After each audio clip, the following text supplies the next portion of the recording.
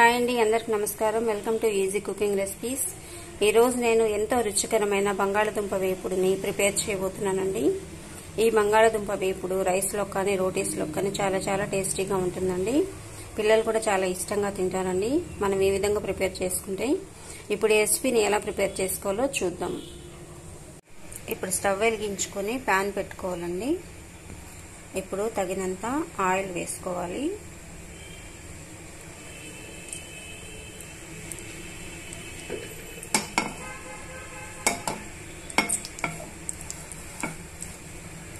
Oil బాగా వేడైన తర్వాత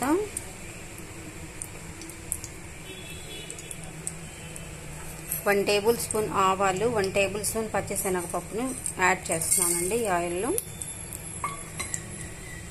1 టేబుల్ స్పూన్ జీలకర్ర. ఇప్పుడు ఇందులోనే 2 ఎండుమిరపకాయలను కట్ చేసి వేసుకున్నానండి. తర్వాత వెల్లుల్లి రెబ్బలు ఒక 3 వేసుకున్నాను. ఇప్పుడు ఇవన్నీ కూడా బాగా వేయించేసుకోవాలి.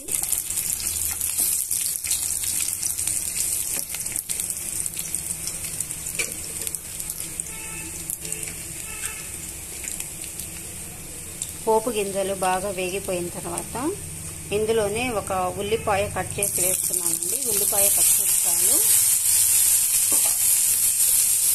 ఒక ఉల్లిపాయ పొడవుగా కట్ చేసి వేసాను. తర్వాత ఒక 2 పచ్చిమిర్చిని సన్నగా తరిగి వేసానండి. ఇప్పుడు ఇవన్నీ కూడా బాగా వేయించేస్తున్నాము.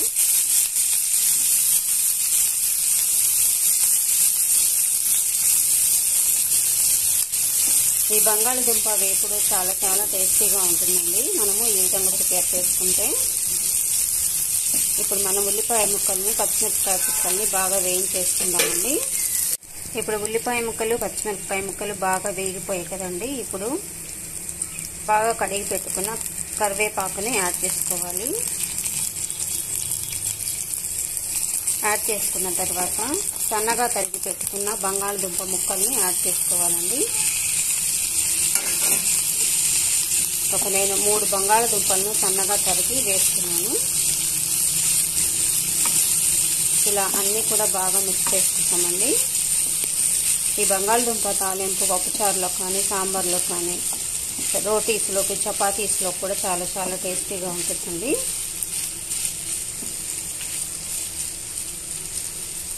ఇప్పుడు మనం ఇవన్నీ కూడా బాగా మగ్గనివ్వాలండి. ఇప్పుడు మనం ఈ బంగాళదుంప ముక్కల్ని ఒక 5 నిమిషాలు మగ్గనిద్దామండి. మూత పెట్టుకుని ఒక 5 నిమిషాలు మగ్గనిద్దాము.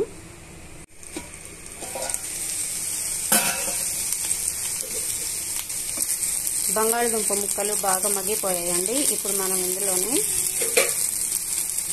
కారం యాడ్ చేసుకోవాలి. తగినంత కారం యాడ్ చేసుకోండి. 2 టేబుల్ స్పూన్ల కారం యాడ్ చేస్తున్నాను. తర్వాత 1 టేబుల్ స్పూన్ పసుపుని యాడ్ చేసుకోవాలి. 1 టేబుల్ స్పూన్ ధనియాల పొడి,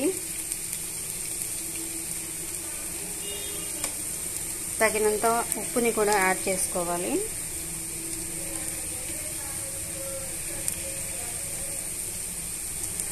యాడ్ చేసుకున్న తర్వాత ఇవన్నీ బాగా మిక్స్ చేసుకుందామండి.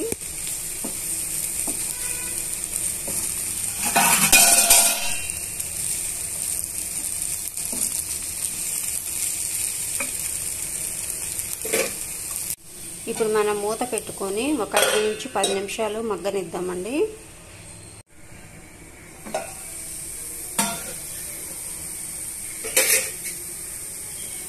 ఇప్పుడు బంగాళదుంప ముక్కలన్నీ బాగా వేగిపోయాయండి.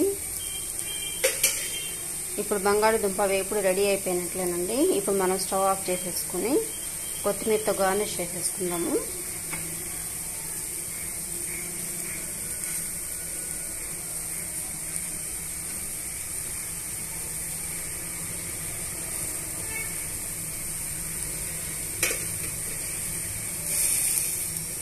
ఇప్పుడు మనం ఈ వేపుడిని ఒక బౌల్లోకి తీసేసుకున్నామండి. బంగాళదుంప వేపుడిని ఒక బౌల్లోకి తీసేసుకున్నానండి. ఇప్పుడు ఎంతో రుచికరమైన బంగాళదుంప వేపుడు రెడీ అయిపోయినట్లేనండి. ఈ బంగాళదుంప వేపుడు పప్పులోకి కానీ సాంబార్లోకి కానీ రోటీస్లోకి కానీ చపాతీస్లోకి కానీ చాలా టేస్టీగా ఉంటుందండి.